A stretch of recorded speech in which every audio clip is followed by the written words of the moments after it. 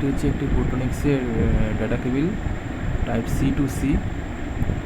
তো fully braided cable এটি, এটা আমি অ্যামাজন থেকে খুবই কম দামে পারচেস করেছি। তো দেখা যাক সঠিক প্রোডাক্ট কি এসছে কিনা। তো আগে একবার এটাকে বুক করা হয়েছিল, ড্যামেজ প্রোডাক্ট এসেছিলো, তো এটাকে আমি রিপ্লেসমেন্টে দিয়েছিলাম, তো রিপ্লেসমেন্টে এসছে এটা। তো দেখা যাক যে এবার সঠিক প্রোডাক্ট কি আসলো না, দেখা যাক। এটা 60 ওয়াট ম্যাক্সিমাম আউটপুট ফোটোনিক্সের, এটা ফুল ডিটেলস, এটা পজ করে দেখতে পারেন।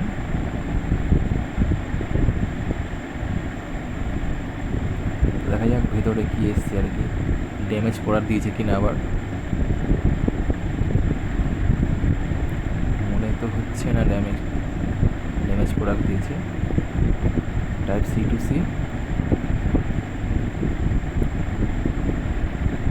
ছোট্ট একটি বিল্ডও দিয়েছে এর সাথে, এটাকে আবার অ্যাপ করে পেঁচিয়ে রাখা যায় আর কি চার্জিং হয়ে যাওয়ার পরে। এটা ফুল ব্রেডেড কেবিল আর কনেক্ট এল শেপে অ্যাকচুয়ালি, এটা খুব সুন্দর। এতে ফোন চার্জিংয়ে বসিয়েও আমরা ফোনটাকে ইউজ করতে পারবো। অ্যাকচুয়ালি খুবই বড়, অ্যানাকোন্ডার মতন শেষই হচ্ছে না। এটা অ্যাকচুয়ালি 1.2 মিটার।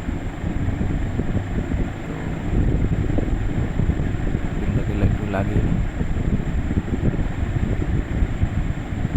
অ্যাকচুয়ালি বেলটাকে এই সাইড থেকে ঘোরাতে হবে, তাহলে গিয়ে লাগবে। এবার ঠিক আছে। টাইপ সি, তো আমাদের কাছে একটি ফোটোনিক্সেরই ব্র্যান্ডেড চার্জার আছে। হ্যাঁ, এটা সেই ফোটোনিক্সের চার্জার। এর ম্যাক্সিমাম আউটপুট হচ্ছে 18 ওয়াট। এটা ফাস্ট চার্জার আছে, তো পজ করে দেখবেন ভ্যালুগুলো। চলো দেখা যাক যে আমাদের স্মার্টফোন কি চার্জ করতে পারে কি না সঠিকভাবে। তো একটি পাওয়ার পয়েন্টে এটাকে কানেক্ট করে নিই। 240 ভোল্ট অ্যাকচুয়ালি।